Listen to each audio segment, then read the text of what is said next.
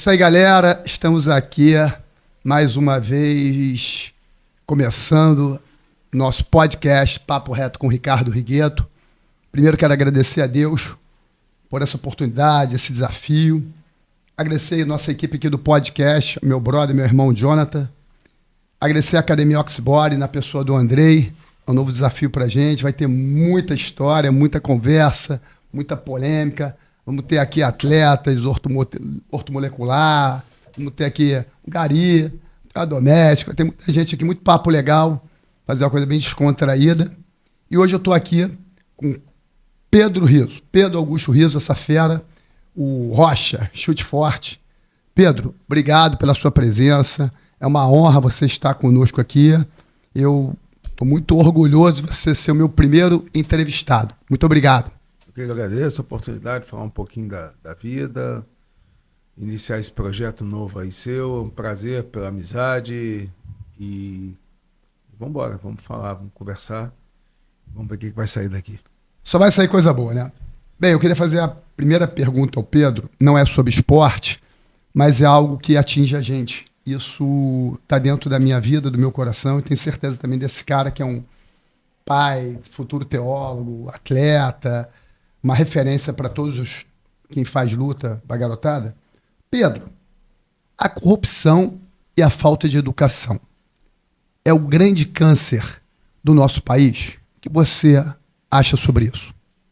Eu acho que a educação, primeiro de tudo, a corrupção é a falta de educação. Eu acredito 100% que eu viajo muito o mundo todo, nas pessoas que vêm ao Brasil, falam, cara, isso aqui é uma maravilha, pô, que país bacana, pô, temperatura boa, povo bom. E eu sempre falo uma coisa que é doído de falar, mas eu falo, a pior coisa do Brasil chama-se brasileiro. Infelizmente, o nosso povo não é um povo educado, é o povo do jeitinho. O jeitinho, para mim, nunca deu certo. O certo é certo, o errado é errado, não existe jeitinho. Você tem que sempre fazer o certo. E isso eu aprendi até dentro do esporte. Não tem como você fazer meia bomba que você não vai chegar em lugar nenhum. O esporte é totalmente meritocrático. Quem treina mais, quem trabalha mais, conquista mais. Quem trabalha menos, você pode ter o talento, aí tem aquela velha história, o trabalho supera talento, e é fato dentro do esporte. Infelizmente, o nosso país, a falta de educação no nosso país começa nas mínimas coisas. Quais são as mínimas coisas? Horário. O brasileiro não chega no horário. Você marca um horário, uma coisa 10 horas, eles chegam 10h15, como se estivesse no horário. Se você reclamar, mas são 15 minutos. 15 minutos você muda uma vida. Entendeu? 15 minutos é muito tempo.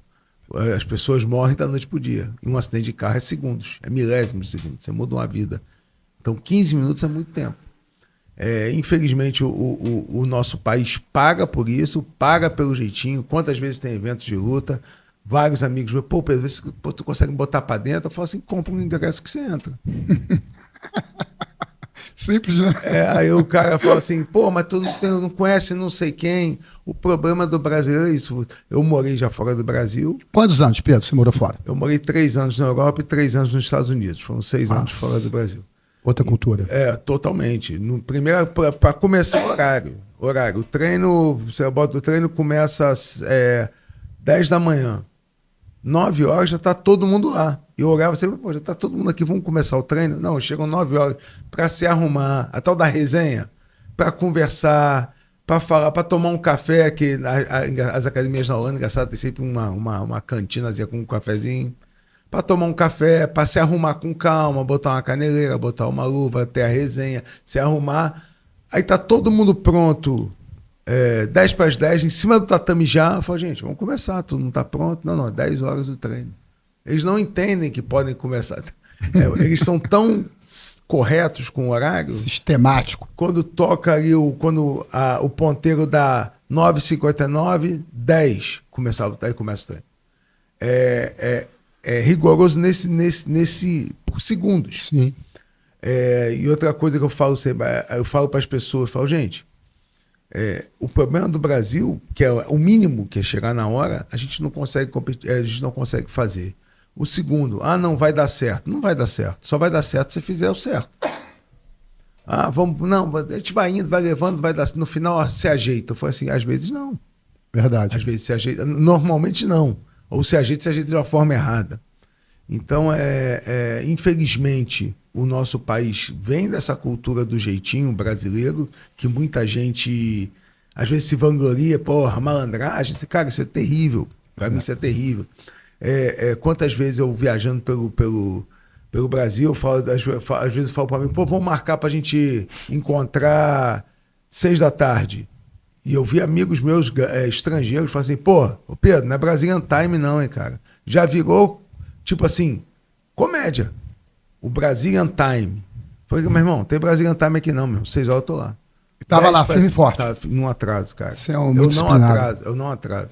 Pedro, assim, eu queria endossar isso que você está falando. Eu trabalhei na maior empresa da América Latina, a Colurb. E eu vi os grandes heróis do nosso Laranjinha. Um abraço para todos vocês, Laranjinha da Colurb aí. Eles são heróis. Eles realmente começam pontualmente nos horários de madrugada limpando nossas ruas. Isso chama disciplina. Sim. E realmente a disciplina leva ao sucesso. A vida não vai premiar esforços. A vida vai premiar resultados. E assim foi sua vida. Eu queria fazer a primeira pergunta a você, assim, como começou a sua vida como atleta? A gente estava falando aqui antes, judô, capoeira. Como é que foi o início da sua vida na luta? Como é que foi por que você foi fazer a luta A ou B e como isso foi te direcionando para você chegar onde você chegou? Como foi o início do Pedro Rizzo no esporte de lutas? Cara, graças a Deus eu tive pais, excelentes pais, uma mãe maravilhosa, foi professora, meu pai engenheiro, casca grossa, um dos maiores engenheiros que o Brasil já teve. Tem, né? Porque meu pai está vivo, graças a Deus. Graças a Deus. Aos 3, meu pai é judoca, treinou judô, meu pai meu avô é imigrante. Preto ou marrom? Meu pai é faixa marrom. Eita ferro, casca grossa. Meu avô imigrou da Itália para o Brasil.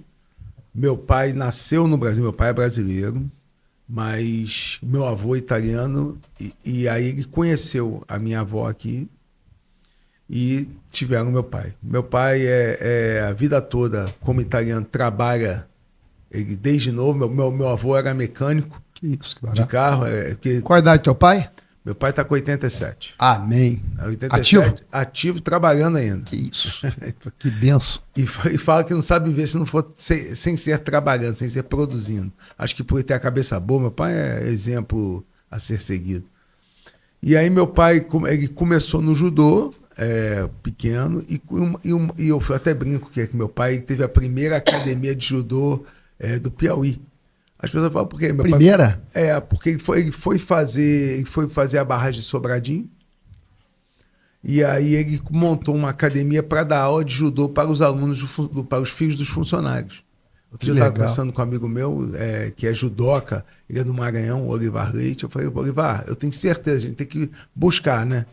Eu tenho certeza que meu pai fez a primeira academia do país. Meu pai é de 37, a gente está falando aí de anos 50, Nossa 53, 54, 55, no máximo 60. Eu tenho que. Os kimonozinhos era quase aquele saco de estopa, né? Meu pai, como ele começou em 37, 57, década de 60, mais ou menos. Ele montou essa academia em Sobradinho. Então, meu pai, por ter vindo do judô, como muitos antigamente, é engraçado que tinha essa cultura de todo mundo, os pais colocarem os filhos no judô, para gerar disciplina, comprometimento, as artes marciais, né? Hoje em dia, com o aumento do esporte, a gente sabe que o esporte, qualquer esporte, gera esse comprometimento. Mas a única coisa, a separação que eu faço são esportes coletivos e esportes individuais. Coletivos, você pode ser campeão do mundo sem entrar numa quadra de vôlei. Perfeito. Você faz parte da equipe, e o jogo o cara não te coloca e você vira campeão olímpico, campeão do mundo, sem entrar na quadra. Eu vi uma vez um podcast de um jogador de futebol da Copa de 94, não, da Copa de 2002, que o Brasil foi campeão. E o cara foi campeão do mundo e falou, cara, não entrei no campo, mas como é que eu ia entrar? Ronaldinho Gaúcho, Rivaldo. Rivaldo foi, cara, vou sentar aqui e assistir. Bater palma. E ele foi campeão do mundo. O esporte individual não tem isso. ou você entra e faz, ou você não vai ser. Então, como eu comecei na arte marcial judô... Com quantos anos? Tinha 3 anos quando Nossa. eu comecei no judô. Com meu pai Legal. botou eu, meu irmão, meu irmão, meus primos. São quantos irmãos você, Pedro? Eu tenho um irmão mais velho, 3 anos mais velho, que é o Felipe Riso. E tenho a minha irmã, que é 8 anos mais nova, que é a Camila Riso. Eles lutam também? Lutaram? Não, meu irmão é engenheiro de energia e petróleo. E minha irmã é jornalista. Legal. E aí eu comecei a fazer judô, meu irmão também. Engraçado que como eu era o mais novo, porque era eu, meu irmão e tinha meus 2 primos, que a minha tia, ela trabalhava também e deixava o Queco e o Gustavo com a minha mãe. Então nós fomos quase que 4 irmãos. A gente cresceu junto. Tinha as brigas ali com os garotos? Rolava a pancadaria? Eu era o mais novo, né? Eu apanhava. Apanhava mais? Eu apanhava mais todo. Cobaia. Eu era o mais novo. Era o cobaia. Era o mais novo, era o mais chorão. Sempre fui chorão. Eu era muito chorão, lembro que eu lutava os campeonatos de judô. Quando eu perdi, eu chorava pra caramba.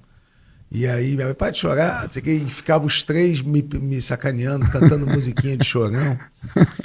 E aí, eu era o mais novo dos 4. E a gente começou no judô. E aí, meu pai foi transferido em 1982 para Salvador para fazer uma obra. Era uma plataforma de petróleo da Petrobras. Eles iam construir. Meu pai era da construtora Mendes Júnior. E aí a gente foi ser superintendente de uma obra em Salvador. Então mudamos para Salvador, moramos 3 anos em Salvador. E em Salvador eu conheci a capoeira. Celeiro da capoeira, né? O celeiro da capoeira. Eu comecei a fazer capoeira com o mestre China. Deixa eu fazer a pergunta aqui. Lá em Salvador, era a origem mesmo da capoeira, era o celeiro da capoeira, tudo começou lá ou veio de outro estado? Eu não sei, queria te perguntar isso. Cara, eu escutando a história, os mestres antigos falando, disse que a capoeira era muito forte aqui no Rio de Janeiro também. Ah, é? O Rio de Janeiro era muito forte a capoeira, muito forte a capoeira. Muita gente liga a capoeira de Salvador, não sei o quê, mas a capoeira é muito forte também no Rio. O Rio tinha aquelas brigas, as maltas, tinha muita briga entre a capoeiragem e a própria polícia, porque eles faziam maltas, tinha brigas de grupos, malta, o pessoal da Lapa com o pessoal do centro. Então já tinha essas brigas de maltas, eram maltas que eram chamados, mas a capoeiragem no Rio é muito famosa por isso. Ela é muito famosa. Tanto que no Rio desenvolveu a capoeira de Senhorzinho. Senhorzinho era um mestre de capoeira, onde teve vários varitudos contra a família Gracie. Já era o Hélio, o Carlos Gracie, o Hélio já lutava, os alunos do Hélio já lutavam, o professor João Alberto Barreto é uma fera. Um cara que lutou muito, tinha um programa, Heróis do Ringue, onde tinha... Isso tudo eu sei de história, não era nem nascido. Que tinha... E os maiores rivais do jiu-jitsu eram os capoeiristas. E tinha o senhor, parece que ele dava, o senhorzinho, se eu não me engano, dava um Ipanema, ali na Barão da Torre, parece que tinha academia de senhorzinho, a capoeira de senhorzinho, que é uma capoeira bem luta, porque muita gente confunde, acha que a capoeira é uma dança. É uma dança, não é dança. A capoeira é uma luta que colocaram uma ginga no meio, e ela é brasileira, ela não é africana, ela é desenvolvida dentro das senzalas do Brasil. Então é afro-brasileira. Ela é afro-brasileira. Ela foi uma forma de defesa que os negros encontraram pela liberdade, para fugir das senzalas e para poder enganar o feitor, o dono. Não, a gente está dançando, eles estavam dando as pernadas dele, mas na verdade estavam treinando. Sim. E aí entrou a música da capoeira na história toda, era uma luta disfarçada numa dança, para poderem treinar dentro de uma senzala. Nossa! Então, quando teve a abolição da escravatura, esses capoeiristas todos, o cara ele tem uma formação agrícola, que soltaram nas cidades. E aí?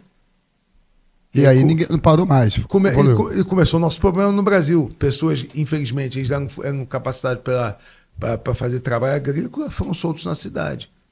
Não tinha emprego, não tinha nada, eram escravos, não tinha nem documento. Sim. Então, a capoeira começou nessa época. O mestre Bimba foi o cara que primeiro a formatar a capoeira, o mestre Bimba de Salvador, da Bahia, desculpa, Bahia não é Salvador, não é necessariamente Salvador, montou a primeira academia de capoeira. E você lá começou capoeira com quantos anos? Eu comecei com 7 anos. O que agregou para você? 12 anos. 12 anos. Você saiu do judô então? Não, 10 anos. Comecei Você saiu do judô? Do judô. E migrou para capoeira. Foi transferido para Salvador, comecei a fazer capoeira com o mestre China, que era aluno do mestre Medicina. E aí me apaixonei, cara. Adorei capoeira, achei aquilo a melhor coisa do mundo. Meu pai, a gente ficou morando em Salvador de 82 a 87, 5 anos. 5 anos. Quando cheguei no Rio, em 87, comecei a procurar uma academia de capoeira para eu dar continuidade. Mas você já era graduado, 5 anos de capoeira, você já tinha uma boa graduação. Não era muito novo ainda, né? Então você começa a ter a motricidade da capoeira, né? Quando eu cheguei no Rio, eu busquei uma academia de capoeira, encontrei a academia Senzala do mestre Peixinho. Senzala, Peixinho, famoso. Mestre Peixinho, famoso. Na cidade de Copacabana. E dei continuidade à minha capoeira. E na Senzala eu me tornei instrutor. Virei corda azul de capoeira, apaixonado. Fazia capoeira de manhã, de tarde, de noite. Adorava capoeira. Tua vida era capoeira? Eu era capoeirista e eu sempre gostei da luta de capoeira, do jogo duro. Tanto que meus treinos, sempre final de treino eu batia saco, martelo, gingava martelo, ponteira, galopante. A parte mais de luta da capoeira. A capoeira, lógico, tem uns golpes traumáticos rodados que funcionam bastante no tempo certo. Mas eu sempre gostei dessa parte de luta. E dentro da academia do Mestre Peixinho, a gente tinha um grupo que treinava terça e quinta, uma capoeira mais pegada. Como é que é isso? Uma capoeira a gente fazia a luta da capoeira, jogava a capoeira, mas a luta de capoeira, né? O Peixinho deixava, isso que muita gente... o Peixinho deixava o treino rolar solto terça e quinta. Eu me lembro que na época ia o falecido Azeite, que já faleceu... Abutre, que hoje é mestre Abutre, mestre Paulinho Godoy, é um cara que... Paulinho Godoy. Que é um cara que ele não é da Senzala, mas ele era muito amigo do Peixinho. Paulinho Godoy foi um cara que me ajudou muito nessa parte da luta de capoeira, um cara que gostava de jogar capoeira, jogando os golpes dentro para pegar. É igual um sparring de kickbox, só que é capoeira. Sim. Então, eu sempre gostei dessa parte de luta. E aí, finais de semana, ou seja, a gente treinava a semana toda, finais de semana tinha as rodas, tinha roda de capoeira no meio da semana também. Volta e meia tinha um entreveiro na roda, né? O pau quebrava, fazia Mas era grupos contra grupos ou mesmo grupo ou eram grupos diversos? Não, a gente tinha a nossa academia, tinha a Academia Senzala, encontrava pessoas de outros grupos de capoeira e... Abadá, muitos grupos do subúrbio, tinha o Mestre Hulk, tinha o grupo Cordão de Ouro, tinha vários grupos de capoeira. O Rio de Janeiro é um berço da capoeira. Ele é um berço da capoeira. As pessoas às vezes acham a Bahia, Salvador, não. O Rio de Janeiro é um berço da capoeiragem. Sim. Então, tinha as famosas rodas da Penha, que era uma roda muito dura. Até hoje tem uma roda que Vira e mexe, alguém quebrava um dente. Em novembro, toda quinta-feira de novembro, são 4 quintas-feiras, às vezes 5. As quintas-feiras de novembro tem a famosa roda da Penha, onde todo mundo se encontrava. Lá na Penha? Na Penha. Uhum. Na praça, na descida da igreja da Penha. Tinha uma roda ali forte ali que o pau quebrava. Então, eu era novo, eu era muito novo, mas eu já era grande. Eu tenho desde os meus 15, 16 anos. Você tem 1,90 m? Eu tenho 1,85 m, mas eu tenho 100 quilos desde os meus... Eu me lembro com 16 anos com 100 quilos. Então, eu ia para essas rodas e na roda não tem corda, né? Eu era um corda laranja ainda e não tinha me formado corda azul ainda como instrutor de capoeira. Só que na rua a calça... As calças Adidas. A Gina era o Abadá, não? Não, na rua não. Na rua é todo mundo de roupa normal. Ah, é? Muitas vezes de tênis até, né? Uhum. Ou sem tênis. E o pau quebrava, não tem corda. Couro comia ali. Então pode ser um mestre contra um aluno. Se o aluno tiver disposição e capoeira para jogar, vai jogar. Ele entrava na roda e comprava briga e vai que vai. Isso, você tem que saber onde você entrar. Então a capoeira me desenvolveu muito essa parte de luta.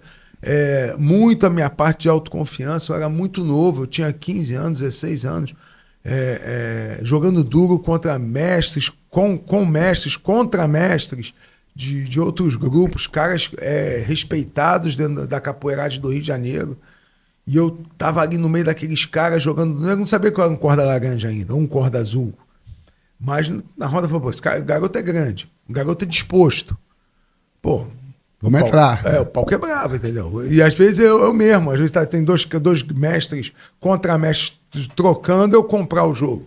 Como eu disse, na roda não tem graduação. Você comprou o jogo, tipo assim, tô apto. Tô com disposição, vou nessa. É isso aí. Aí o pau quebrava também. Pedrão, te perguntar aqui. Quem foi a tua referência, né, na capoeira? Assim, algumas referências, quem foi a tua referência, assim? Cara, esse cara aqui é o cara que eu quero ser. Que nem eu, quando joguei bola, né, minha referência era o Zico. Uhum. Alô, Zico, aquele abraço. Tiago, filho, já vai estar com a gente aqui. Um abraço pra você, Thiago. Que Deus te abençoe. Tá indo pro Japão. O Zico foi referência pra todo mundo, mas eu que sou Flamengo. Sou nascido, criado no Leblon. Fiz escolinha de futebol na Gávea, na época do Flamengo. Dos anos 80. Zico, Adílio Andrade, que Deus o tenha, Adílio. A gente treinava. Do César Urigueli. Um abraço, Urigueli. A gente treinava, jogava futebol num campo de terra que tinha do lado ali que é um campo grande que tinha dentro da Gávea. Acabava o jogo, a gente pulava, ficava todo mundo na grade. Era a época que a gente ficava na grade, Zico, tinha uma foto, não tinha foto, aquela foto da máquina que tinha Kodak, a Kodak. Não. O mais comum era pedir autógrafo que já desenhava na caneta. Aqui. Então, a minha referência foi o Zico e no voleibol foi o Renan. As duas referências. E nadei muitos anos, família Prado também era fera. A tua referência capoeirista, que foi assim, aquele cara assim, pô, esse cara eu quero gingar igual a ele. Você olhava para ele assim, golpe. Quem foi a sua referência na capoeira? Ou referências? Cara, eu tive muitas referências na capoeira, né? Eu tive sorte de ser aluno do mestre Peixinho. Peixinho é um cara fantástico, cara, que já faleceu, infelizmente. Que Deus tenha. Peixinho foi um cara, meu irmão, que, tipo assim... Eu me lembro de eu estar migrando aos poucos. Quando eu conheci o Marco Ruas, eu comecei a treinar mais com o Marco, que eu gostava da luta. Coisa fera, né? Bom, né? Esse cara é casca Marco Ruas pra mim é o melhor de todos. É o cara que transformou o esporte. E eu fui atrás do Marco. Eu não encontrei, eu fui atrás do Marco Ruas por uma indicação do Azeite, que era da capoeira. O Azeite adorava assistir os campeonatos de boxe holandês. Eu não, na época, pô, a gente está falando isso de 1988. Eu tinha 15 anos, eu sou de 73, eu tinha 15 anos. Eu não tinha conhecimento dos desafios de vale tudo que tinha jiu-jitsu contra... E o Azeite foi a primeira pessoa a falar, pô, você conhece o Marco Rua? Eu falei, quem é Marco Rua? Pô, o cara lutou contra os Gracie, o cara lutou o vale tudo de 84 contra o Fernando Pinduca, que era o melhor aluno do Carson Gracie. Ele lutou com capoeira, os caras de vale tudo. Não, o Marco veio do taekwondo. A verdade, o Marco veio da capoeira, ele foi aluno do mestre Camisa, capoeira mestre Camisa, taekwondo com o mestre Lee. E depois... Chile Botafogo, não é isso? O Botafogo, voluntários. O Marco, ele... Não, ele é o mestre Kim. Kim, ele é o mestre Kim. Marco treinou taekwondo, capoeira e boxe no Santa Rosa. Eita. Então o Marco, quando começou o boxe holandês no Brasil, que foi na década de 80, quem começou com o boxe holandês foi o Flávio Molina. O Flávio Molina era uma fera do taekwondo. O Marco veio da capoeira com boxe. Então, vários lutadores do boxe holandês do Brasil, do Rio de Janeiro, migraram do taekwondo. O Marco migrou da capoeira e boxe. O Marco foi capoeirista e boxer. Só que começou a treinar com o Flávio Molina. O Flávio Molina que veio de taekwondo. Sim. Então, como o Marco tinha sido capoeirista, aluno do Camisa, eu conheci o Marco porque o Azeite falou assim, cara, Pedro, tu gosta de lutar, por que você não vai fazer boxe holandês? Eu falei, o que é boxe holandês? Cara, tem o Marco Ruas, o cara que já lutou até contra a família Gracie, lutou contra o Fernando Pinduca, aluno do Carson Gracie, empataram em 1984. Marco é um cara que, porra, ele veio da capoeira, acho que você vai se reconhecer com ele. E aí eu fui atrás do Marco, e eu não sabia como achar o Marco. Aí uma vez eu estava na escola, aí saindo da minha sala, assim, eu vi um amigo meu, que era o Mauro, estava com uma calça preta com a risca vermelha, que é a época que o pessoal boxeando usava essa calça. Sim. Quem é dessa época lembra. E estava escrito Ruas. Aí eu falei, acho que esse cara é o cara que o Azeite falou. Eu falei, ô Marco, tudo bem? Pô, tu treina com o Marco? Eu vou treino. Pô, que bacana. Onde é que ele dá aula? Cara, ele dá aula na Corpore do Leme. E aí eu fui na Corpore do Leme, atrás do Marco Ruas. E aí eu cheguei lá no Marco, ele dava aula, se eu não me engano, era 3 da tarde, cara. 4 da tarde, eu acho. Eu falei, meu pai, tô indo pra capoeira, porque naquela época quem fazia boxe tinha essa... quem faz boxe fica maluco, que toma soco na cabeça, não sei o quê. E aí eu falei, tô indo pra capoeira. Na verdade, eu passei ali na Sala de Copacabana, fui até o Leme, que o Marco dava aula na Corpore do Leme. E aí eu cheguei lá, e pedi uma informação na Corpore. A Corpore é como se fosse uma Bogtech hoje em dia, uma academia de alto nível, alto padrão. E é de alto padrão, exatamente. Eu cheguei e falei assim, porque ver a aula de boxe holandês. A mulher liberou a catraca e falou, olha, tá a aula no último andar. Subi, tava o Marco lá, fiquei olhando, tinha um vidro, fiquei vendo. Quando acabou a aula... Ele estava dando de capoeira? Não, a aula de boxe holandês. O Marco nunca deu aula de capoeira, ele deu aula de boxe. O boxe tailandês, eu que sou inicial, leigo ainda, assim, é chute e soco, é isso? É chute e soco. Chute e soco. É chute e soco. Não segura, é só... Não, só chute e soco. Separado. E joelho, cotovelo, chute e soco. Beleza. E aí eu subi, fiquei vendo a aula. E aí, quando acabou a aula, eu entrei na sala, falei, pô, podia falar com o senhor? Pô, não, eu tô querendo fazer aula com o senhor. Aí ele olhou pra mim e falou assim, beleza, desce lá, faz a matrícula. A aula de segunda, quarta e sexta, cara, é 4h, segunda, quarta e sexta, 4h. E aí eu falei, caramba, eu tava escondido dos meus pais. Eu tinha condição minha família tinha condição de pagar a aula. E eu, na época, eu falei pro meu pai... estudava de manhã? Eu estudava de manhã, a aula era tarde. Aí eu cheguei eu falei pro Marco Rua, falei assim, cara, porra, eu não tenho como eu te pagar, cara. E aí, cara, esse cara chegou pra mim e falou assim, você tem como pagar? Eu falei, não. Beleza, vamos descer aqui, vamos descer. Então ele tomou um café lá que a Luciana, a esposa dele, ela tinha a lanchonete da academia. Qual era a tua idade? Cara, a gente tá falando aí de... Mais ou menos. Eu tinha 15 anos, 16 15 anos. 15 anos, 16 anos. Ousado. Aí eu descemos, aí saímos, aí ele falou com a Luciana, com a esposa dele, que é a Luciana, que é a cantina da Corpore era da Luciana. Aí descemos, chegamos lá fora, o Marco falou só, me espera naquele orelhão ali da esquina, todo dia, 3h30. Eu vou estar vindo na minha casa. E era ali na Gustavo Sampaio. Quando eu estiver vindo, você entra comigo. Ou seja, esse cara nunca cobrou uma mensalidade de mim. O Marco nunca cobrou. Ele me viu, ele viu um garoto, ele nunca me viu na minha vida, nunca tinha me visto na vida dele. Coisa de Deus. Falou assim, cara, você quer treinar? Então beleza, me espera aqui no orelhão, você entra comigo. Então eu nunca paguei uma mensalidade na Copa. Eu entrei, o Marco tá comigo, chegava ali, ó, ele tá comigo. Aí a mulher abria a catraca para eu comecei a treinar. Depois de 2, 3 semanas de treino, ele falou, olha só, Pedro, como você é bolsista, eu dou aula terça e quinta no Copa Leme. E eu quero que você esteja lá também. Tipo assim, bolsista não pede, o bolsista tem que fazer tudo que o mestre manda. Sim.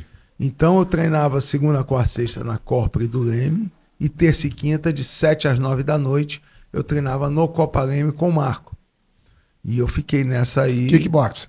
Tudo boxe. Só que aí a aula do Copa Leme de 7 às 9, e aí vem o grande lance do Marco Ruas, seria a aula de boxe holandês. O Marco dava 1h15 de boxe holandês. Chegava, faltava assim uns 30, 40 minutos para acabar a aula. Aí todo mundo tira a luva. Não tinha nem caneleira nessa época, a gente não usava caneleira. Nossa. Tira a luva todo mundo. Aí tirava a luva todo mundo, chão. Aí, ué, pô, na aula de boxe holandês? Não, tem que saber chão. Isso o Marco, no meio da aula, um monte de pessoas, ninguém sabia chão. Ele dava aula de chão. Porque ele falava isso, a gente está falando isso de 1987, 88. Judô ou jiu-jitsu? Não, chão, ele dava luta livre. Sim. Que era sem kimono. Ele ensinava aula de luta livre. A luta livre a gente não usa kimono. É luta de chão sem kimono. E aí ele começava na aula. Uma vez eu perguntei, na aula de boxe holandês, ele falou assim. E o Marco falou isso que mudou a minha vida. Falou assim, Pedro, o lutador tem que estar completo. Tem que ser completo. Você não pode ser, sou lutador, só luta em pé. Você está na rua, situação de rua.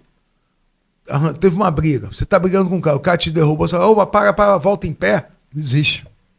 Você tem que estar pronto para tudo. Então você tem que ser completo. Saiu na porrada em pé, caiu no chão, tem que saber lutar no chão, sair na porrada no chão, tem que estar pronto, cara. Para tudo. E aí aquilo ali eu falei, porra, é mesmo. Eu sou lutador. Eu falei assim, é que nem um médico. O cara pode ser, meu irmão, urologista. Um cara tem um ataque cardíaco dentro do banco, você tá na fila do banco, o cara é médico. Tem que socorrer. O cara vai socorrer. Isso aí. Você é lutador, cara. Lutador tem que estar pronto, tem que ser lutador em todas as posições, todas as áreas. E aí ele começou a dar aula. E eu comecei a evoluir, o Marco me viu, era grande, já tinha uma experiência da capoeira, né? De tocar pancada. Mas nem se compara, porque o Marco me espancava. Então, assim, como se não fosse nada. Tu era o spar dele?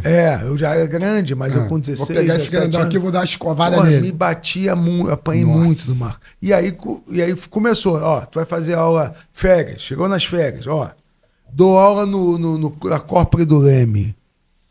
Segunda, quarta, sexta, 10 da manhã. 9 da manhã. Aí, segunda, quarta, sexta, tu vai fazer aula 9 da manhã na Corpore do Leme. Depois, a gente vai... segunda, quarta, sexta, tu vai fazer aula na Corpore de Ipanema. Depois eu dou aula 2 da tarde na Pergos, de Botafogo. Você vai pra Pergos. Terça e quinta, de manhã, Corpore do Flamengo. E à tarde, à noite, Copa Leme. Eu treinava 2 vezes por dia, todos os dias. Bolsista não pode... Tu é bolsista, tem que estar em todos os treinos. Nossa.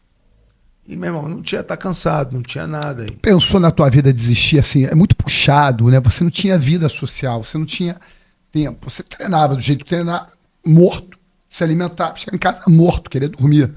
Você pensou em desistir disso tudo? Nunca. Ou você era tua paixão, era tua vida? E agora, voltando para os ídolos que você me falou, como você falou, da capoeira, eu tive alguns.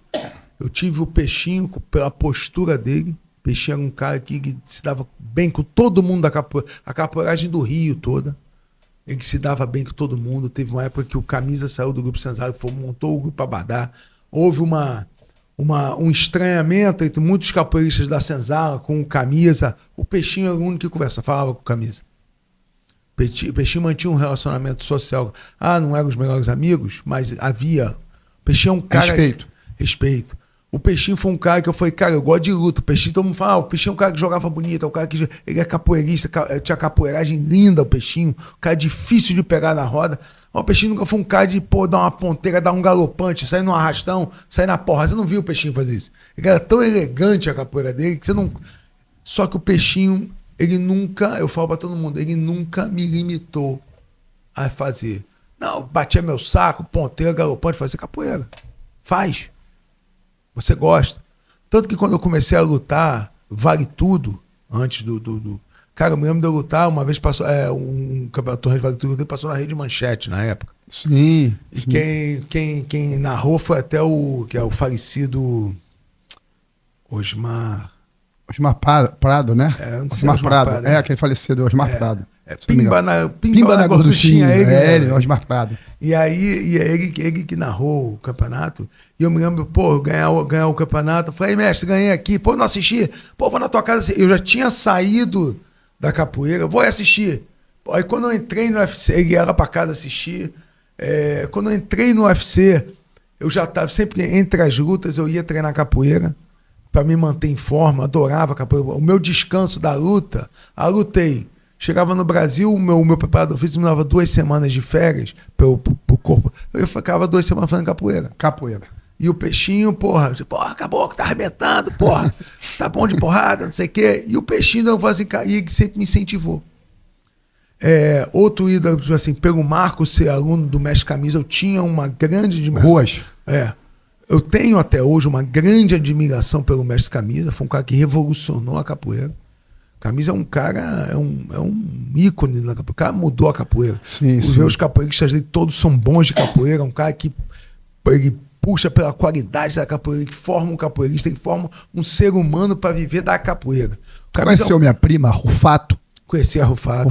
Minha prima. Ela andava sempre com a Sueli, que é a esposa do mestre Paulinho Godoy. Sim. Ambos eles eram do grupo de capoeira Cruzeiro do Sul, se eu não me engano. Então. Fiz um pouquinho de capoeira lá com eles. Então, a Rufato. Conheci a Rufato, conheci a Sueli, que é a esposa do Paulinho. E além do teu Peixinho, né, que foi um grande... E Peixinho, Camisa, pela postura, pela transformação, outro cara que é um ídolo para mim na capoeira, o mestre Paulinho Godoy. Godoy, famoso. Que foi um cara que ele sempre gostou da luta, do jogo de capoeira duro.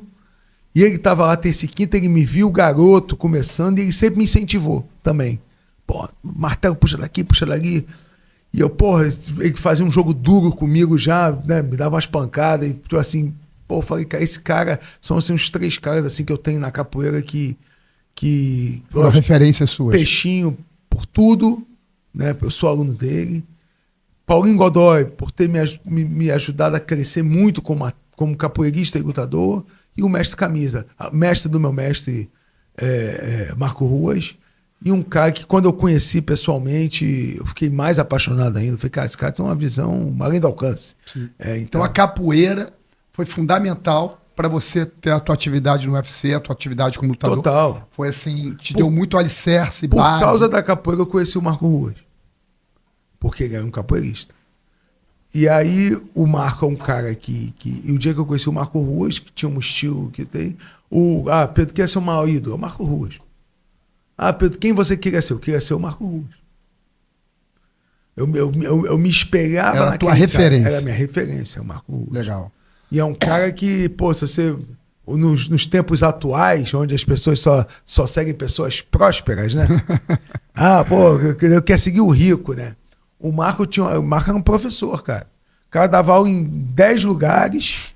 A esposa dele, a Luciana, trabalhava também. Ela tinha primeiro a lanchonete lá da Corpore. O Luciano sempre trabalhou pra caramba. A Luciana sempre tocou as coisas. E o Marco, os dois trabalhando na batalha. Pô, o Marco, uma dificuldade, tinha um Fiatzinho 147. Mas as crianças, os filhos estudavam num bom colégio ali. Ele vivia pra família. Então, o meu sonho era ser o Marco Ruas. A referência era aquele cara. Isso que eu falo, a mudança de referência da geração nova para a nossa geração. A geração nova, a referência deles são pessoas prósperas de grana. Não é próspera. O que para mim, Ricardo, o que para mim ter uma vida próspera? É você ter paz, primeiro de tudo. Amém. Uma família. Perfeito. E Deus. Sempre. O resto, você vive. Sem a minha família, primeiro, sem Deus eu não vivo. Deus. Sem a minha família eu não vivo. Sem paz. E sem paz. Verdade. Então eu encontrei no Marco Ruas um cara que tinha uma família, ele era um trabalhador para sustentar a família dele. Tinha 2 filhas já tinha a Luana e a Carol. Hoje em dia tem a Juju já, mas tinha a Luana e a Carol só. Era o Marco, a Luciana, a Luana e a Carol, o cara batalhando pra cacete. Ou seja, o Marco tinha o que eu mais buscava na luta, que era o respeito. Ele era respeitado por toda a família do jiu-jitsu. Onde o Marco Ruas ia, e só para pontuar, entre lutadores não existe medo, existe respeito. Que nem eu falo para os atletas, né? Vai lutar com, sei lá, quem é um cara, certo? Vai lutar contra o Tom Aspinall, que é o campeão, com o John Jones. Vamos lutar com o John Jones. Qualquer lutador fala assim, cara, eu como lutador, tô velho, tô com 52 anos. Pedro, você luta com o John Jones? Eu falei, meu irmão, eu não tenho medo. Chega um momento, você não tem mais medo de ninguém. Você não tem medo do outro lutador. Você tem medo de perder. Mas do ser humano, de entrar na porrada, eu faço isso desde que eu tinha 15 anos. Então, isso não faz mais parte da tua vida. O teu respeito pelo lutador. Eu não tenho medo de nenhum ser humano. Eu saio da porrada de qualquer um. Sim. Eu não tenho medo de ninguém. Mas hoje você não quer mais lutar, não. Não, mas eu tô falando assim. Eu tô falando. Porque eu tô pontuando o negócio do Marco Ruas.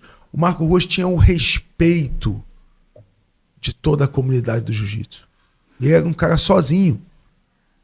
Contra um exército. Hoje vocês têm contato normal, falam. Não, sempre tivemos. Isso que o Marco mais me impressionava. Ele, além do respeito, o Marco reconhecia que o jiu-jitsu era uma grande arte. O Marco botou o kimono dele, foi treinar no Oswaldo Alves. Nossa. Quero aprender o que esses caras... Então, o Marco é um mestre, não só o meu mestre. Lógico, a minha primeira referência de homem é meu pai. Isso é... Referência número 1. 100%. Legal, parabéns. Então, emocionou você também. Meu pai também já partiu, a gente emociona quando fala essas feras. Número 1 é meu pai, o Marco Ruas. Bonito isso. Bonito. Qual o nome dele? Maurício Riso. Seu Maurício Riso, parabéns, que Deus te abençoe. Uma fera. Se essa fera chegou onde chegou, É bonito ver isso. O cara se emocionar aqui e falar do senhor.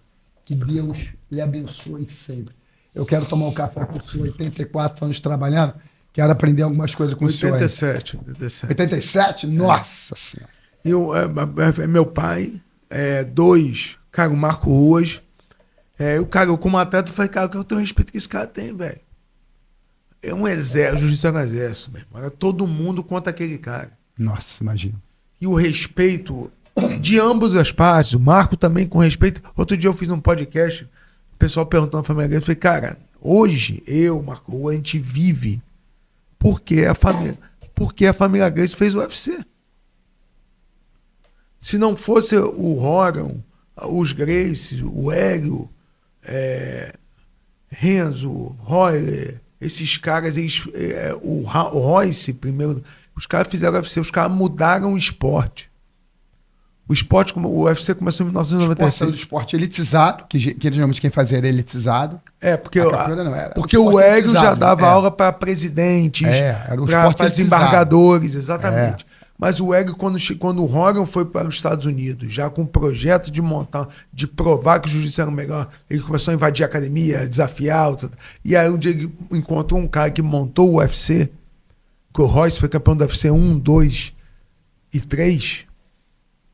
Cara, foi tricampeão. Foi. Cara, o UFC mudou. O UFC mudou a vida de todo mundo. Por causa do UFC, hoje temos vários eventos. Sim. O UFC foi um sucesso. Os Estados Unidos pegou uma arte que o Vale Tudo é brasileiro, que os Gracie lutavam, o Hélio lutava lá na década de 30, década de 40. O Vale Tudo o Vale Tudo é um esporte brasileiro que chegou nos Estados Unidos através da família Gracie.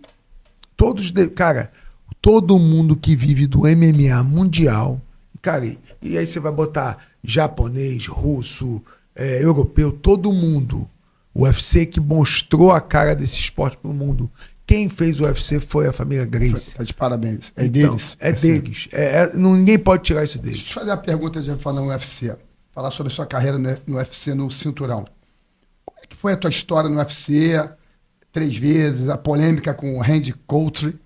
Fala um pouco sobre a tua carreira, como você iniciou, suas lutas, que era diferente de hoje. Você teve 3 lutas para ser campeão. Queria que você falasse um pouquinho sobre isso. A minha história, né, é só voltar um pouquinho para eu falar do Marco. Como o Marco já tinha essa visão do Vale Tudo, em 1996, em 94, eu tive a oportunidade de ir para a Holanda a primeira vez, que minha paixão era kickboxing, né? Os melhores lutadores do mundo são holandeses. Então, eu fui morar na Holanda. Fui morar na Holanda para ser faxineiro da academia, lutar, fui campeão europeu de kickboxing. Faxineiro? Fui faxineiro na Holanda. Que isso? Tranquei a faculdade, né? Tranquei uma faculdade aqui faculdade federal, e fui ser faxineiro na Holanda. Fui ser faxineiro, meu sonho era ser lutador. Como eu falei, meu ídolo era o Marco Ruas. É o Marco Ruas. E eu queria ser igual aquele cara. Eu tive a oportunidade de ir para a Holanda, o Marco foi o primeiro a falar, vai, você vai ter a oportunidade que eu não tive. Você vai evoluir muito mais, muito mais. E aí na Holanda teve um desafio de uma academia, desafiou a nossa academia de kickboxing. Eles eram judocas, uma equipe belga, desafiou a gente para um Vale Tudo. Então, na verdade, o primeiro Vale Tudo que eu fiz na minha vida foi na Holanda. Foi dia 26 de outubro de 1996. Mas no amador valendo de alguma coisa? Vale tudo, não, vale tudo. E sem luva, na época era sem luva, né? Sem luva? Sem luva, valia. Só que lá na Holanda não deixaram eu dar cabeçada. Não valia cabeçada. Mas era sem luva. E aí me chamaram para lutar contra um belga judoca. Beleza, lutei, derrubei, montei, bati e acabou a luta. Ganhei, acabei a luta até rápido. 26 de outubro. 10 de novembro iria haver um Vale Tudo aqui no Brasil, que era o Marco Ruas contra o Oleg Tatarov, um russo, que eles já tinham lutado no UFC. O Marco lutou com o Tatarov em 97. Não, desculpa, em 95. 10 de novembro de 1996, o Marco lutou a revanche. O Marco lutou em dezembro de 95 com o Tatarov, primeira vez nos Estados Unidos, no UFC. Deram a vitória para o Tatarov por pontos. Aí o Marco conseguiu a revanche aqui no Brasil. Eu lutei 26 de outubro. Cheguei para ser corner do Marco em São Paulo contra o Tatarov. Cheguei em São Paulo, ia ter um torneio de 8 lutadores. O que são 8? São 3 lutas na noite. Lutam 8, ficam 4, 4 ficam 2, 2 fazem a final, um campeão. Diferente de hoje, o cara só luta faz só uma luta. vez. Você fez 3 lutas. Então, mas eu cheguei em São Paulo para ser corner. Ah, é? Do Marco contra o Oleg Tatarov. Na semana da luta, o promotor do evento falou assim: um dos gringos, um americano, não vai conseguir vir, que não conseguiu visto para entrar no Brasil. Estamos faltando era um torneio de peso pesado. Aí o Marco falou: o Pedro está pronto. Eu viajei para São Paulo para ser corner, faltando 3 dias para a luta, falou: o Pedro está pronto. Eu falei assim: pô, mano, acabou de lutar. Tu lutou faz 10 dias, 12 dias. Entra para lutar. Vai ganhar essa porra, vai meter a porra em todo mundo. É, mesmo dessa confiança toda. O Marco sempre me deu essa confiança. Cara. Legal, que bonito. Eu tenho várias histórias, eu tenho milhares de histórias, o mais novo. Porque é muita história. Então acaba. Tem história. Eu entrei e ganhei o torneio, ganhei as 3 lutas da noite. A última luta eu lutei com um cara. A primeira luta? Eu peguei um americano, um karateca, derrubei, atravessei, dei 3 cabeçadas nele no chão. Um abraço. E aí dei uns socos e ele desistiu. Segunda luta eu peguei um holandês, que eu até conhecia já da Holanda. Quanto tempo era de uma luta para outra? Quanto tempo você descansava? Então, o que acontece? São 4 lutas, as primeiras 4 lutas, né? São 4 lutas. Então, se esse cara aqui ganhar rápido, o segundo entra logo. A minha luta foi a 4ª.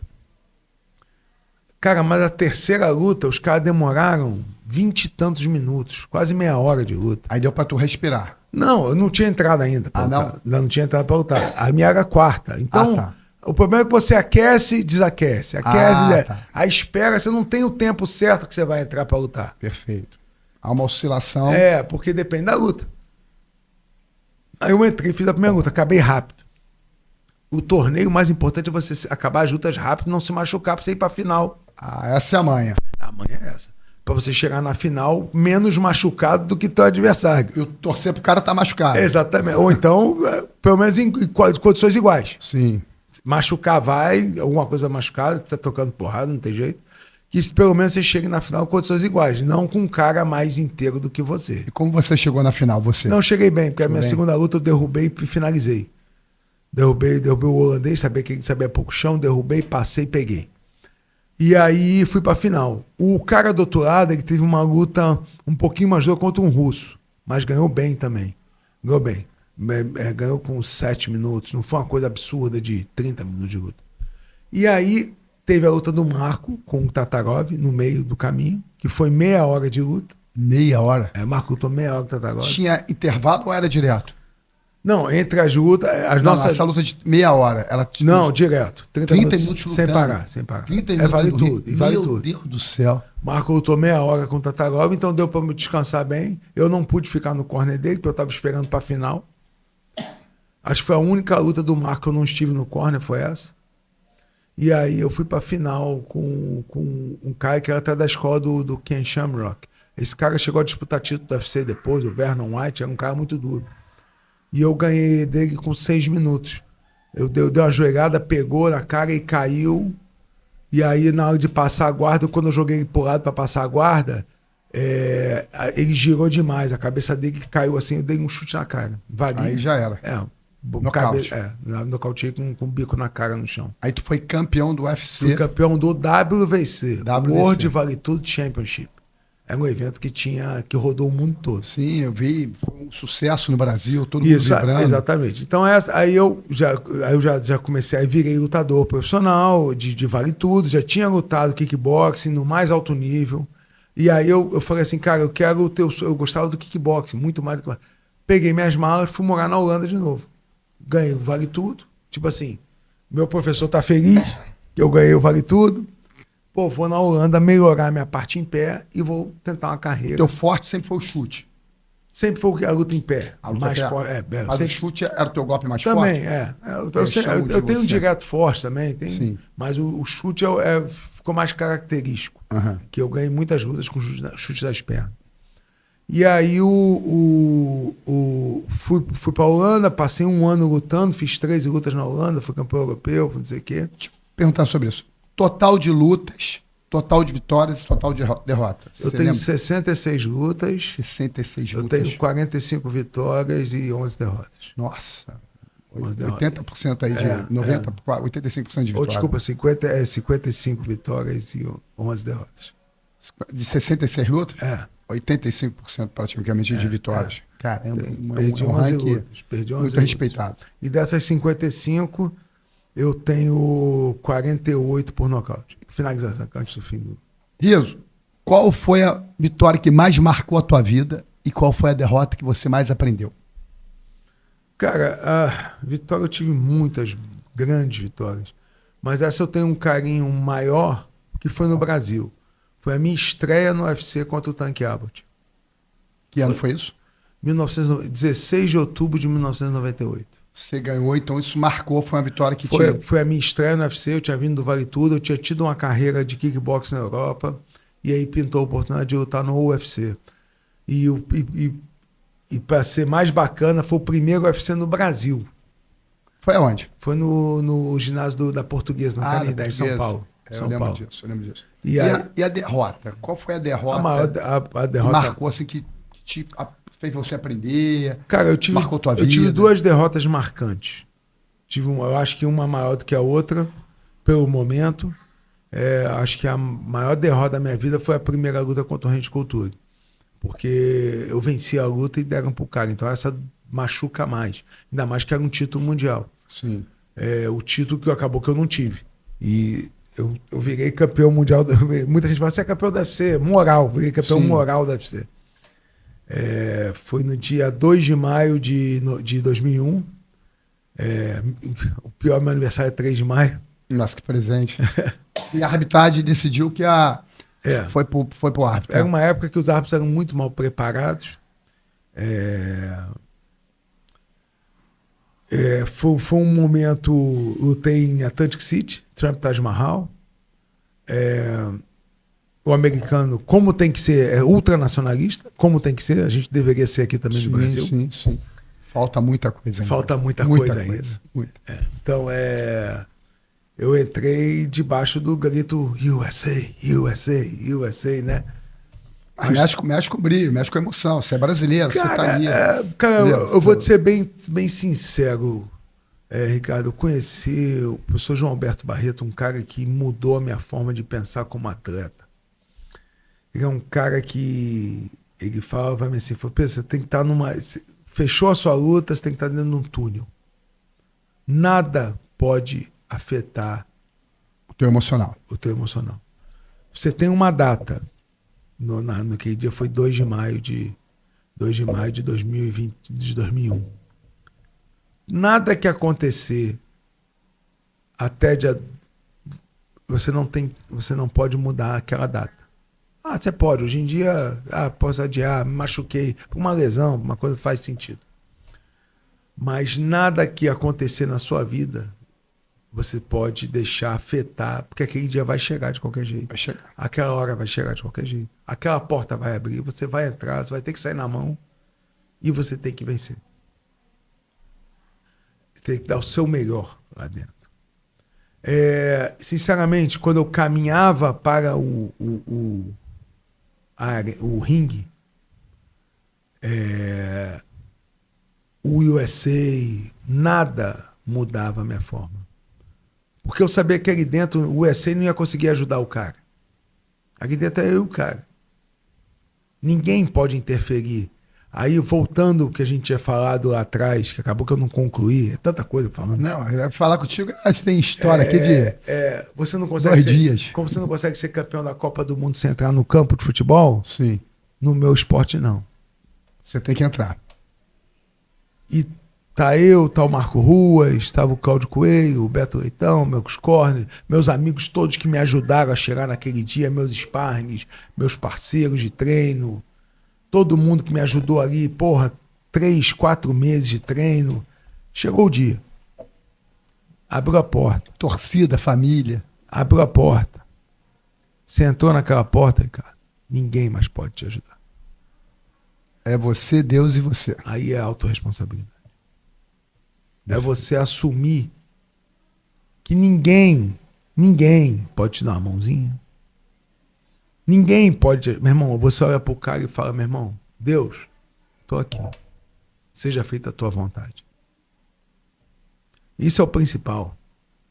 Muitos pedem a vitória. Eu nunca pedi a vitória, Ricardo, na minha vida. Não? Lutando, nunca pedi. Eu sempre pedi para eu fazer que eu consegui lutar tudo o que eu sabia. Eu me achava muito melhor do que todo mundo. Eu tenho certeza que por alguns anos eu fui o melhor lutador do mundo. E eu fazia assim, fala, Deus, que eu consiga lutar tudo o que eu sei. Porque do outro lado eu tenho um filho de Deus também. Sim, bacana. Então, como é que um pai vai escolher um filho? Aí eu falava, Senhor, tá nas tuas mãos, seja feita a tua vontade. Verdade. Mas me faça, me dê paz em um momento crítico na luta, me dê condicionamento se eu me cansar, me dê habilidade se eu perder a motricidade por estar mais cansado, ou por tomar um golpe, ficar tonto, me sustenta.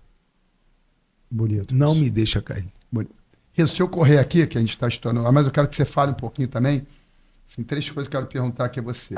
Família. Filhos, esposa. Quantos filhos?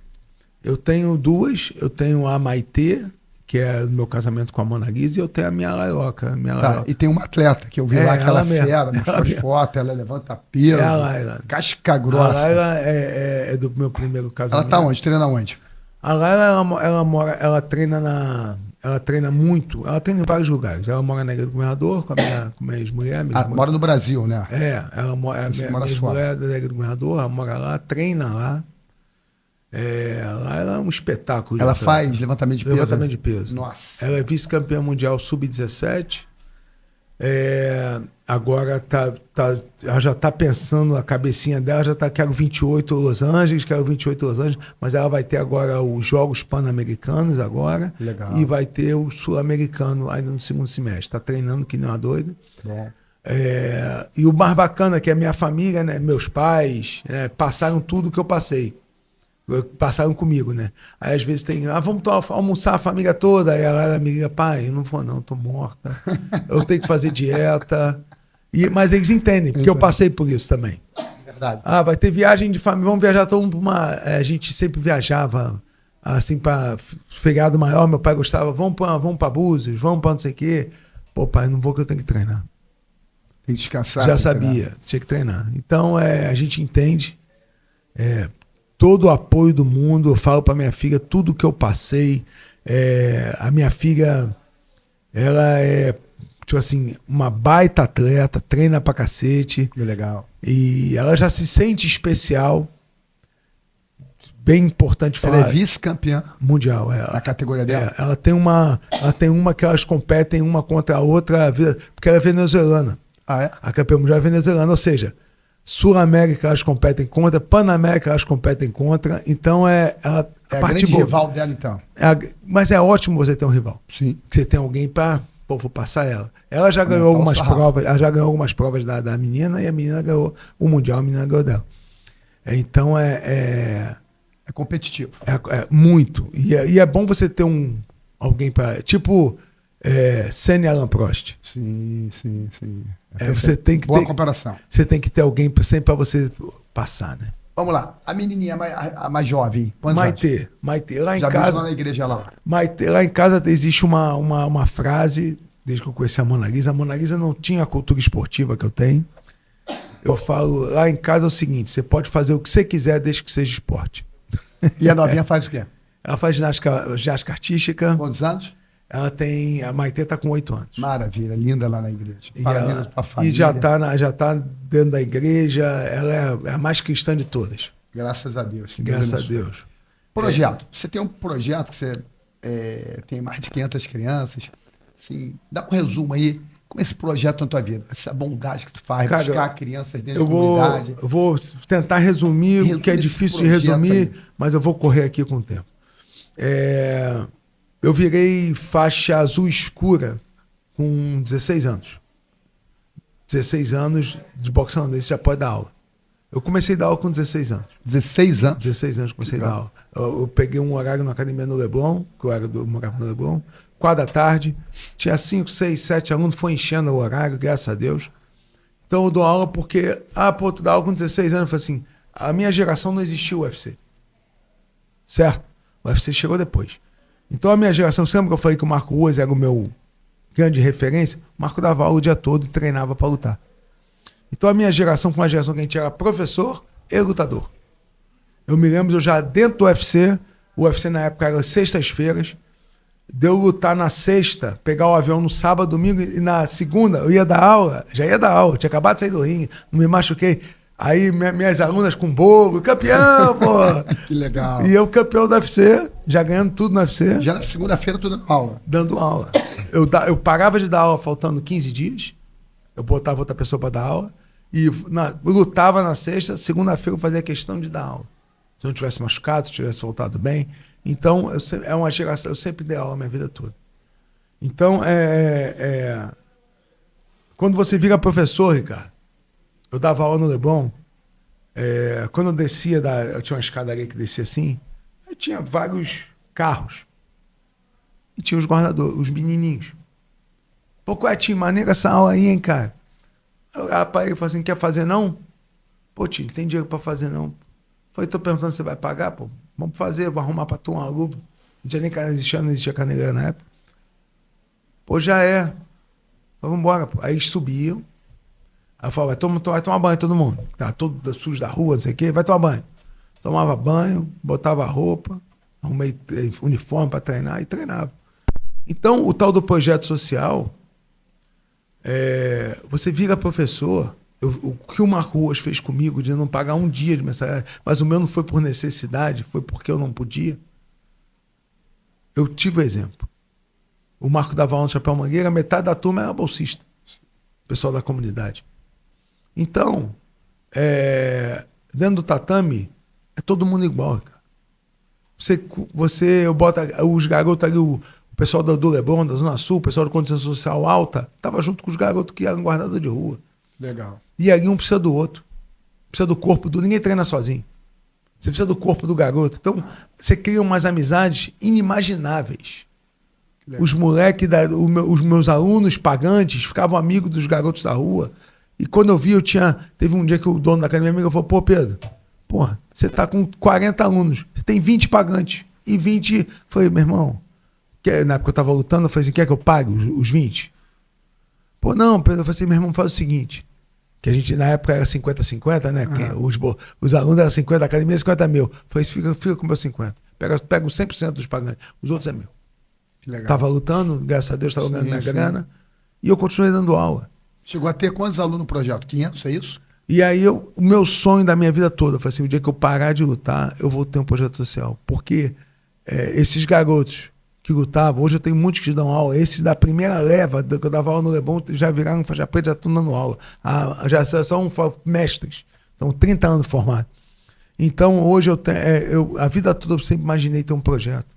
É o lugar que eu consigo ajudar as pessoas, é o lugar que eu consigo fazer com que pessoas que talvez não tenham nenhuma chance na vida, ter tudo que eu tenho.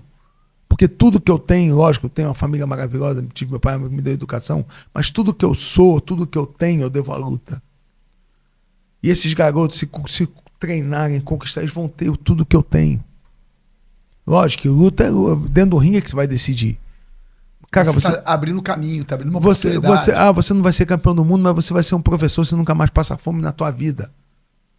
Você com 4 metros quadrados, você dá aula. São meninos de comunidade. Eu falo assim, hoje um projeto social sério de artes marciais é uma faculdade. Porque no nosso país, um faixa preta reconhecido por uma entidade reconhecida, ele não precisa do CREF, do Conselho Regional de Educação Física. Ele pode ter a sua academia, ele tem o business dele. Ele não vai poder ter musculação precisa do professor de educação física para dar aula de musculação, mas você vai ter o seu tatame. Então hoje a arte marcial alcançou um patamar de terceiro grau.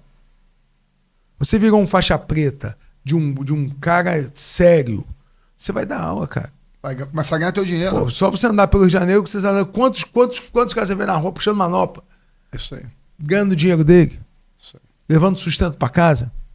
Então a arte marcial é muito maior. Hoje eu tenho o meu projeto, esse projeto é montado na faixa de Gaza do Rio. Jacaré, Jacarezinho, Mandela, Barreira do Vasco, vários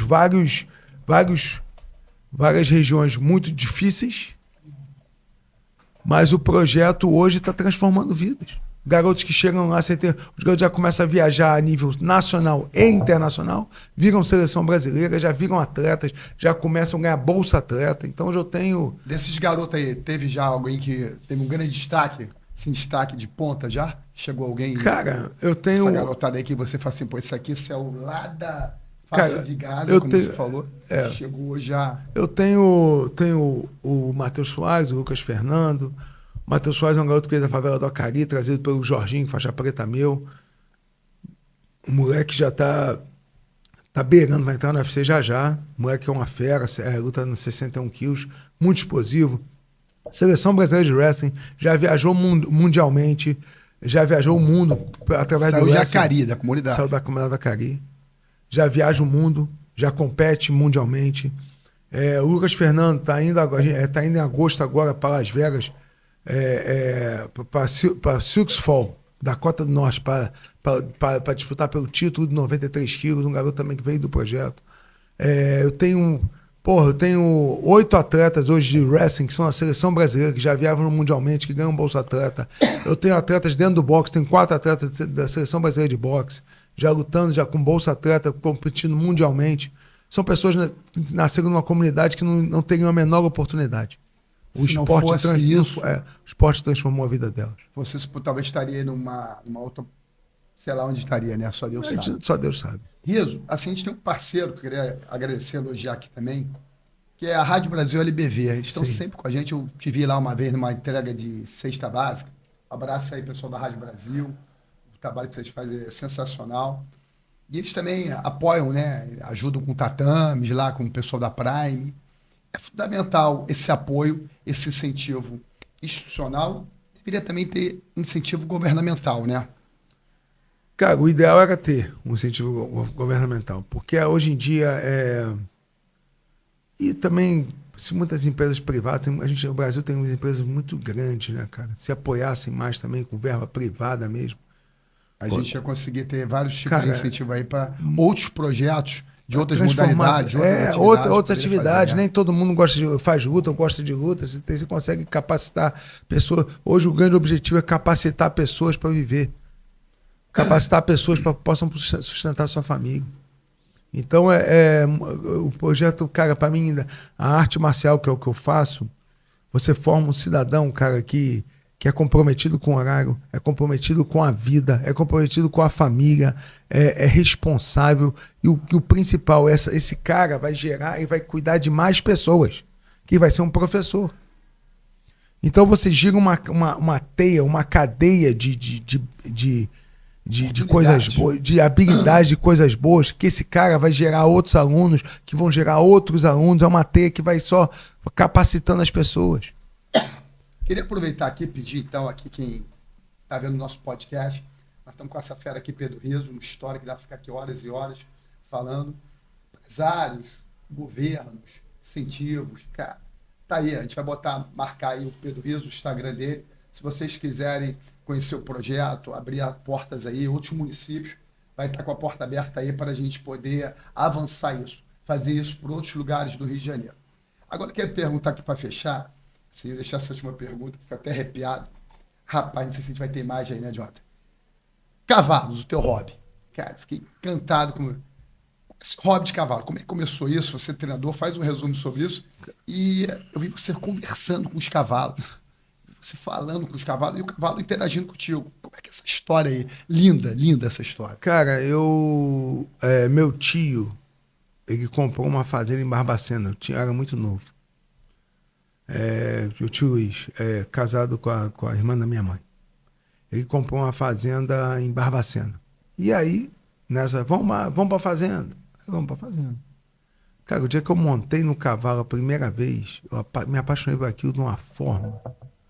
Meu pai, até uma entrevista, meu pai fala assim, se tem uma coisa que o Pedro ama mais do que qualquer coisa nessa vida, chama-se cavalo. Cara, eu me apaixonei, cara. Me apaixonei pela equitação, eu me apaixonei, a verdade, a minha paixão chama-se horsemanship. O que é horsemanship? Horse, cavalo, relationship, relação, horsemanship, relação homem-cavalo. Aí um livro num americano muito famoso, que é o Monty Roberts, O Homem que Ouve os Cavalos. E aí eu comecei a ler... Não deu um filme disso? Teve um filme que o... Esqueci o nome Acho que o dele. Robert Redford. O Robert Redford fez. Eu vi um filme sobre isso. Então, quando eu comecei a entender a interatividade que esse Monty Roberts começou a desenvolver, como o cavalo age na natureza, como a sua postura corporal, você fala com o cavalo, você chama o cavalo para vir, a sua postura corporal, realmente, porque o cavalo não fala, mas ele é muito instintivo. Na natureza, ele é um herbívoro. Como é um herbívoro, a primeira ação do cavalo é fugir, porque na natureza ele é presa, ele não é predador. O cavalo ele não vai encarar o homem nunca. Um cavalo na natureza ele vai fugir sempre, a não ser que tenha que salvar a vida dele. Se tiver acuado, ele vai lutar pela vida dele. Mas o cavalo na natureza ele vai fugir. E essa abordagem que o Monty Roberts foi o primeiro cara que eu vi fazer. Depois eu fui conhecer outros tipos de doma, como tem a doma índia do Oscar Scarpati, que dá aula na Argentina. Essa dona que está aparecendo aí, até doma índia, curso que eu fiz. Eu comecei a querer me especializar, conhecer.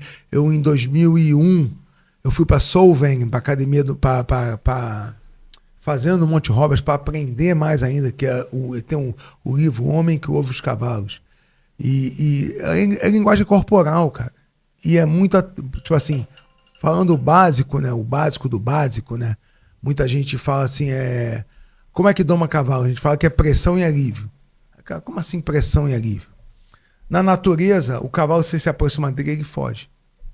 Aí você se aproxima de novo, ele foge de novo. Você se aproxima de novo, ele foge de novo.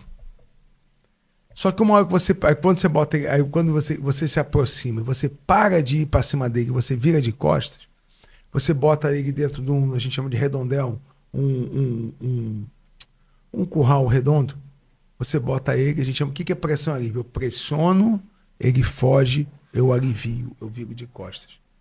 Aí aquilo na natureza ele fala assim, cara, esse cara não é predador. O cavalo começa a pensar, o predador vai me atacar. Começa a pegar a confiança dele. Exatamente. Tipo assim, ele tá num ambiente que ele não pode fugir. O cara não vai tentar atacar ele. Ele não vai querer se ver. Esse cavalo aqui, aconteceu isso? É isso? Manga Larga. Isso foi na Universidade do Cavalo, em Sorocaba. Mas você adestrou ele? Ou você tratamento? Domei, aí chegou, montei. você abraçou ele, é isso que acaba acontecendo? Não, você vê que eu estou dentro de um circo, você faz todo um trabalho, primeiro você pressiona para o cavalo fugir de você, aos poucos você, com linguagem corporal, você vai mudando a sua postura corporal de predador, que é de ficar de frente, você começa a ficar de lado, para o cavalo ver, cara, o predador não fica de lado. O predador, normalmente, vem para te matar. Quando você começa a ver, eu falo, cara, esse cara não é predador não, cara. Pô, eu tô aqui, aí ele começa, por ser, entre aspas, na relação, o mais frágil, por ser uma presa, ele fala, cara, vou ficar amigo desse cara aqui, fazer uma amizade aqui, melhor do que eu ficar longe dele. E acaba que o cavalo vem para você. Você pressiona, aí você vira de costas, você alivia. Você pressiona, alivia. Pressiona. Então aquele entende que esse alívio, você quer criar uma relação com ele. E aí ele vem. Porque ele vê que você não quer fazer mal para ele. E aí você começa a respeitar os limites dele, ele respeita os seus limites, e você cria uma relação que chama relationship. Então, com meus cavalos na fazenda, o que é mais... Hoje você tem quantos? Eu tô com 6 cavalos. Hoje, você chega na fazenda, eu chamo os cavalos, vem igual cachorro. Eu vi no vídeo, isso me impressionou. Você só chama, os bichos vêm. Não bota nada na comida, nada disso. E vem, conhece você, é isso? Essa relação? Conhece a voz, conhece... Mas a sua filha faz isso, sua esposa também? Ou só você? Eu que faço, que eu fico mais envolvido. Aí eles vêm quando você chama. Nossa, mas os meus cavalos são muito mansos. Sua filha anda? Anda, já anda. Lá ela anda. Quando eu conheci a Mona Lisa, eu falei assim, amor, minha paixão fora da luta é cavalo. Aí ela falou, morro de medo de cavalo. Aí eu falei assim, como assim? Aí ela, porque a Mona Lisa é de Nova Iguaçu. Então ela tinha na época, na festa de São Jorge, sim, todo mundo montado a cavalo. Tinha as festas de São Jorge. Aí ela quis cavalo, tudo empinava, não sei o quê. E ela criou isso quando ela era pequena. Ela falou assim, esses cavalos são muito bravos, são maus. Criou um estigma. Ela tinha medo de cavalo. Aí eu falei, amor, ou você gosta de cavalo ou vai dar errado. Ela falou, por quê? Porque final de semana eu vou ficar com os cavalos. Eu já luto a semana. E aí, o dia que eu conheci ela, meio que eu malandramente apresentei. Tinha uma égua que já faleceu com 30 anos. A rainha é uma égua muito boazinha. Apresentei a primeira égua, a rainha. A rainha chegou, ela abraçou, apertou, fez o que quis. Eu falei assim, caramba, eles são bonzinhos. Eu falei, cara, cavalo, eles são uma presa. Quem é mal na natureza é a gente. A gente é predador. É o homem. É o homem que é mal. A gente é predador. Verdade. Eles estão sobrevivendo. O instinto deles é fugir. O instinto do cavalo é fugir. Ele não vai ficar. Só que quando você começa a criar essa relação de confiança, cara, acabou. Então, o seu hobby, o seu animal de paixão é o cavalo. É o cavalo. Riso, está estourando o horário aqui. Antes de agradecer, você falou que toma creatina, não é isso? Toma. Então, a gente vai tomar aqui uma creatina. Pode botar aí, bota aí. Lá do Zé. Essa creatina aqui, top. Isso. Nós vamos marcar aqui o Zé. Quem ligar e apresentar aqui, não falar a palavra, é o seguinte. Vou anotar aqui. A palavra é papo reto com riso. Papo reto com riso. Essa é a senha. Nós vamos marcar lá. Os 5 primeiros vão ter desconto 10% na creatina. Uma das melhores hoje é a Irúdio. Tá aqui. E nós vamos marcar, botar o telefone lá. Os 5 primeiros vai ter desconto 10%. Vai ganhar um brinde nosso aqui do programa. Riso, eu quero te agradecer profundamente. A gente poderia ficar horas e dias aqui. Você é uma história. Eu falei isso contigo lá atrás. A gente bateu um papo, fui conversar com o Riso. Uns 15 minutos. Ficamos 2 horas dentro do supermercado falando. E tem um livro.